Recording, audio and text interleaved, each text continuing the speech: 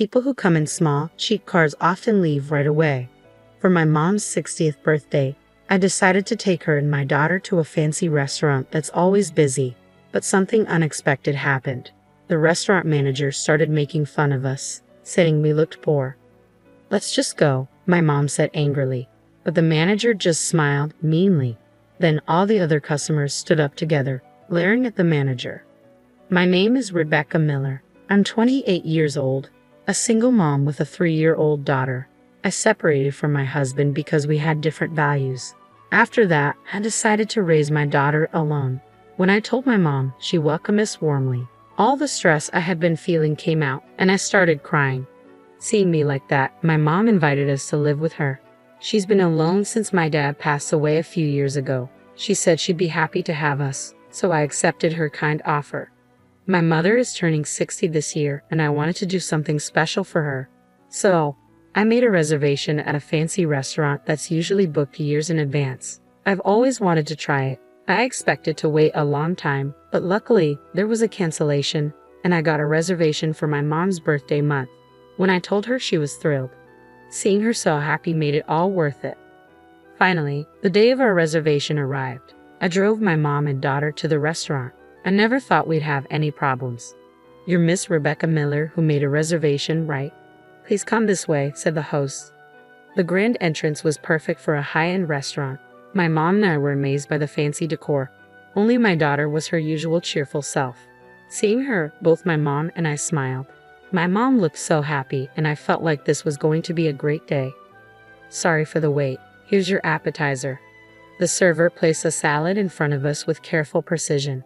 Just looking at the dish made my mom and me excited. They even had a special menu for my daughter, which I thought was a nice touch. While we were enjoying our meal, my mom glanced around the restaurant. "I recognized that person, and that one over there, the one from TV." "Yeah," I replied with a smile, helping my daughter with her food. Then I thought, and looked around like my mom. Sure enough, I recognized many faces and felt like I had joined this glamorous world. It seemed like everyone was smiling at the sight of my happy mom and daughter. Even though the restaurant had been nice about our reservation, I had been worried about bringing my young child. But the friendly looks from people around us made me feel at ease. The appetizers were done, and the first main course was brought out. The elegant and lavish presentation made me instinctively take out my phone to snap a photo. Immediately, a staff member approached me. He was different from the person who showed us to our table and had a very displeased look, which made me feel a bit taken aback. "Excuse me, can you please not take photos?" he said. "Oh, I'm sorry. This is what happens with poor folks.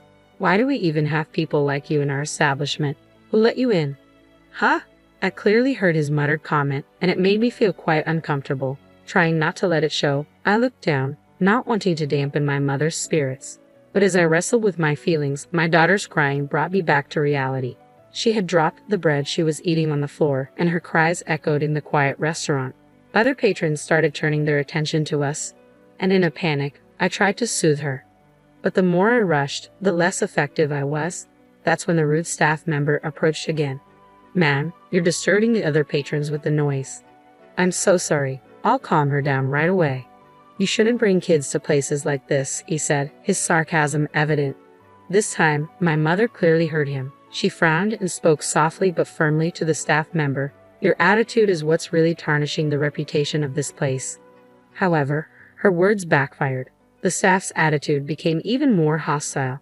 "You do realize this isn't a place for children, right? I was just letting you know. If you keep making a scene, should I call security?"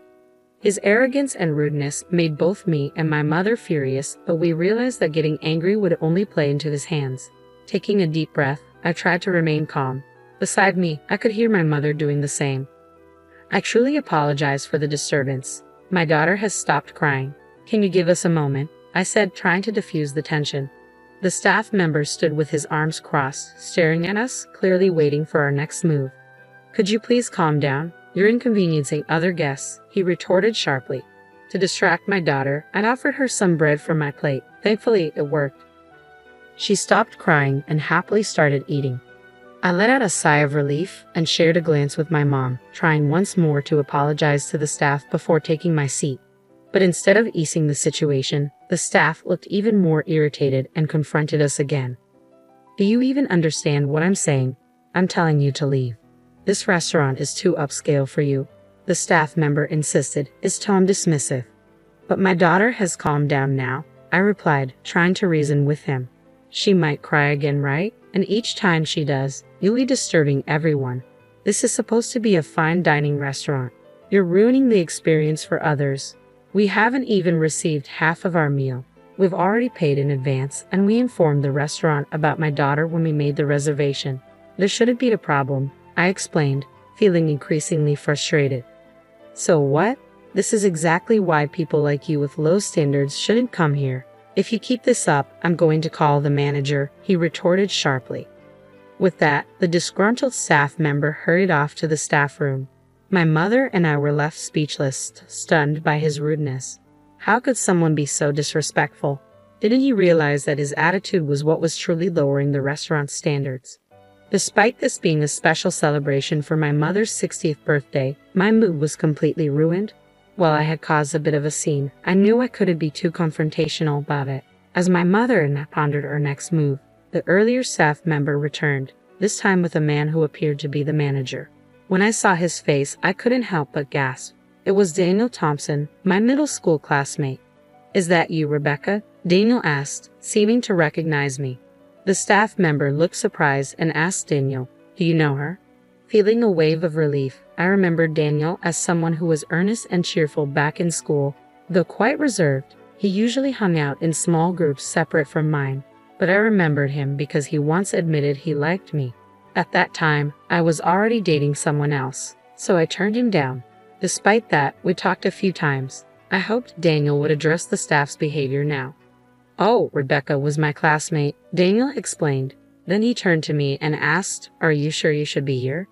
Confused, I replied, what do you mean? I heard the rumor, you're a single mom now, right? People say single moms are usually broke. My restaurant is high-end. It'd be a problem if you said you couldn't pay later, Daniel said with a mocking smile, openly assessing me. His words hit me like a slap. I blinked in disbelief, remembering him as a kind person from our school days. It seemed he had changed a lot.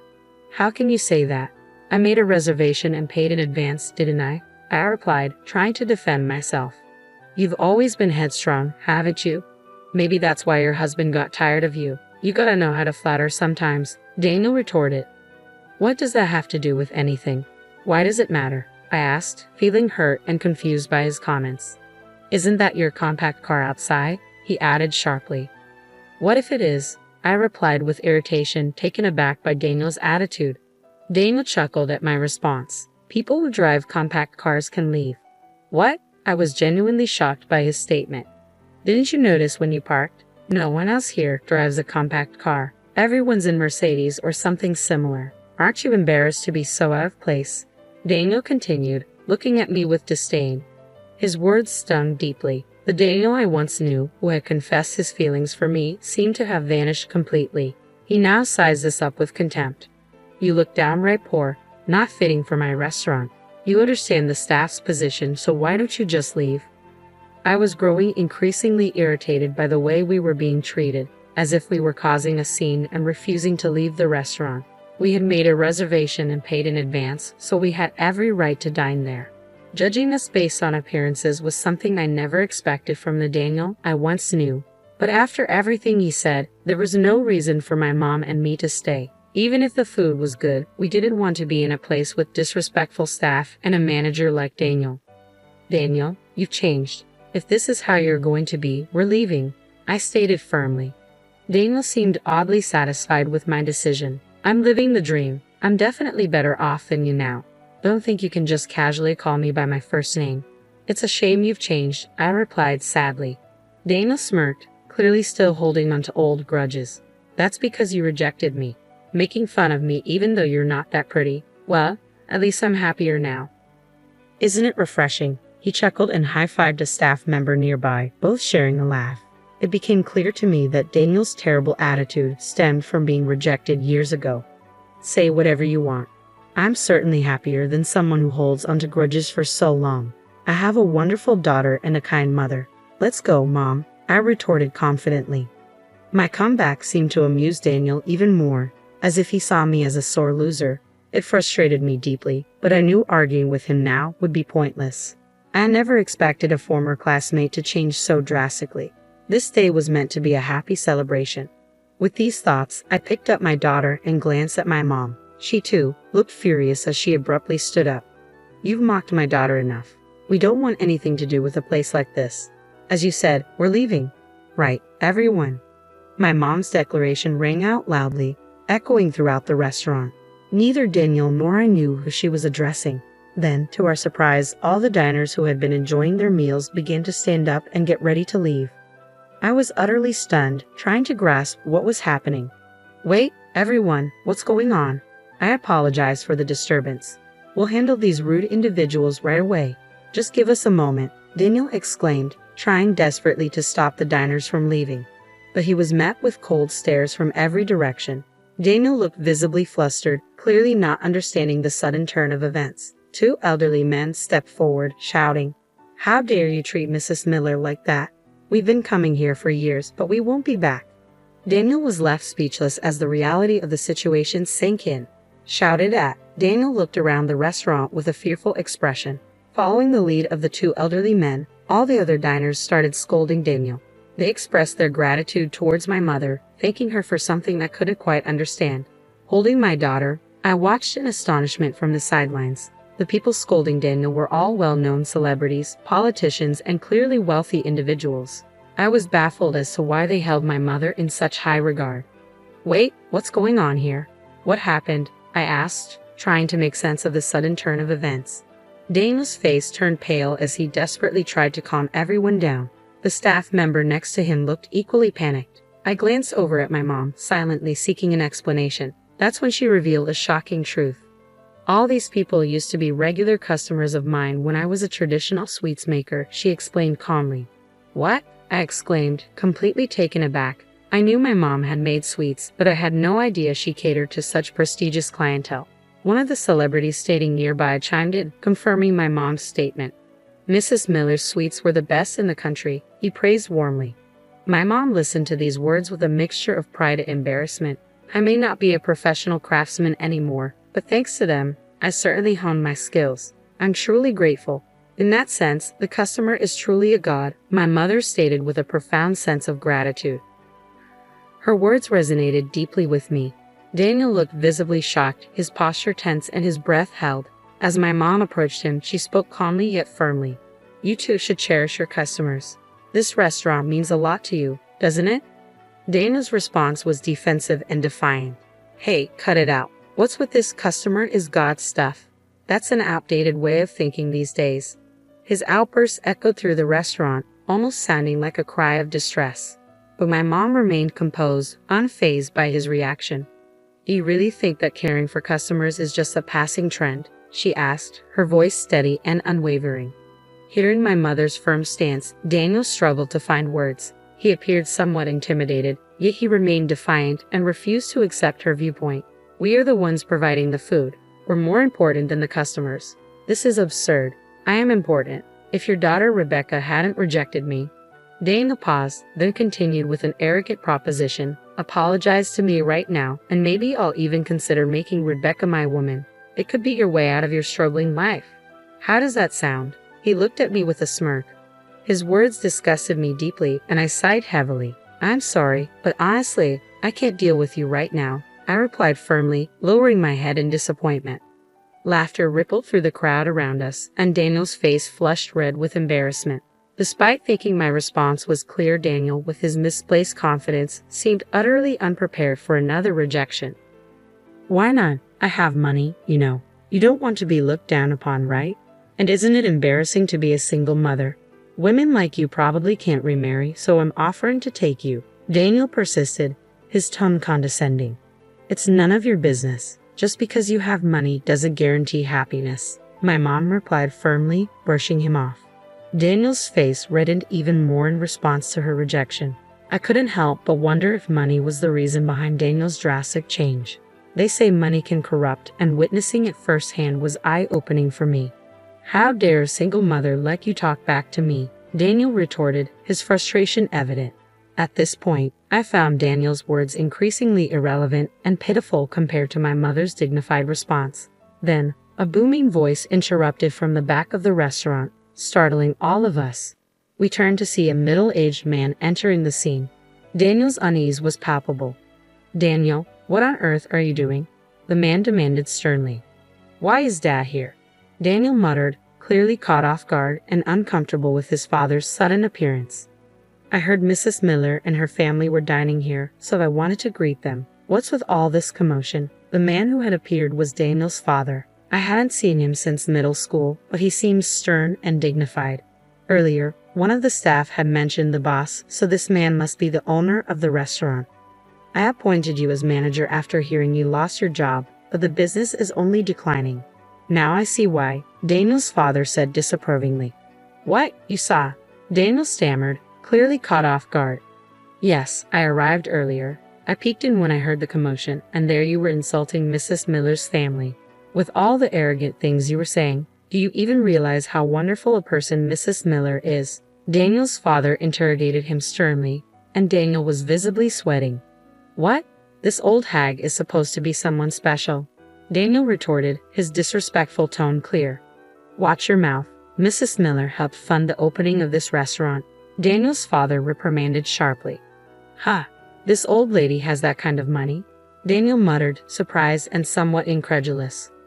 Of course, Mrs. Miller's husband owned a famous traditional candy store, and Mrs. Miller herself worked in the tough world of candy making, even as a woman. She's experienced so much more in life than you. I wish I could distill her wisdom and give you a taste, the owner said with evident frustration, then turned to address us directly. "I'm deeply sorry for the trouble my foolish son has caused. Come on, apologize." "Why should I? I'm the manager of this upscale restaurant. Didn't you trust my abilities enough to leave me in charge? This is my place. I make the rules," Daniel retorted stubbornly. "Enough of your arrogance. What have I done, entrusting someone like you with this responsibility? That's it. I'm so disappointed in you. You're never setting foot in this place again," the owner declared firmly. "What?" Daniel's mouth fell open in shock. He began to panic and tried to apologize to his father, but the owner's decision remained resolute. "You're apologizing to the wrong person. You should be apologizing to Mrs. Miller and her family," the owner concluded, leaving Daniel visibly shaken and regretful. "Please, I'm so sorry. I finally made it, and I don't want to lose it all over something like this," Daniel pleaded, his desperation evident. "And you're still going on about that, you unbelievable guy," the owner replied, shaking his head in disbelief. His shock was palpable, understandable given the situation. No parent wants to discover their child has behaved arrogantly and disrespectfully. If my daughter had acted similarly, I would have supported the same decision as the owners. We all looked at Daniel with cold stares. The owner then proceeded to explain how Daniel came to work at the upscale restaurant. It turned out Daniel had previously worked at a prestigious hotel but had fallen into gambling debts. Debt collectors caused disturbances at the hotel, leading to his dismissal. Feeling lost and desperate, Daniel had turned to his father, who worked at the upscale restaurant, and pleaded for a job. At that time, Daniel's father had been offered a promotion to become the CEO of the company, so he decided to pass the management of the upscale restaurant to his son while overseeing several other restaurants in the same chain. Initially, Daniel worked earnestly, and the owner trusted him. However, over time, sales at Daniel's restaurant began to decline significantly, leaving the owner perplexed about the cause. I've received complaints about Daniel's terrible attitude from the staff, but there was no concrete evidence, and I wanted to believe in him because he's my son. Today, the hope turned into certainty. "It's truly disappointing," the owner said, looking at Daniel with a heavy heart. Daniel appeared stunned, as if the realization had struck him like a bolt of lightning, and he started to apologize desperately. "Dad, please forgive me. I've been trying my best, haven't I? Rebecca, please speak to my dad for me," Daniel pleaded, turning to me for support. "What exactly should I say? We were classmates, remember? For old time's sake," I responded incredulously. "After how you acted. You're really something. You truly are the worst," I added, unable to hide my disappointment. Daniel's face fell further upon seeing my disdain. My mother and I were both shocked by his behavior and sighed in response. Following these events, Daniel lost his position as the manager of the upscale restaurant and was disowned by his father, leaving him homeless. It later came to light that Daniel had accrued new debts he had concealed. Despite earning a good salary, he had spent most of it on gambling and had mistreated his staff almost daily. Interestingly, he had shown favoritism towards one particular staff member who had often caused us trouble. This individual turned out to be Daniel's former college junior, whom Daniel had hired against better judgment. Due to the junior's problematic work attitude, he was also dismissed from the restaurant along with Daniel. Having lost everything, Daniel sank deeper into gambling to cope with his losses, struggling to repay his debts. It's clear he's not a good person. Despite Daniel's actions ruining my mother's 60th birthday celebration, we managed to salvage the day by gathering everyone from the restaurant and relocating to a hotel room for a party. Surprisingly, the hotel was owned by Daniel's father, who graciously allowed us to use the space as a gesture of apology. It turned into a memorable event where I made new friends and witnessed firsthand how beloved my mother is.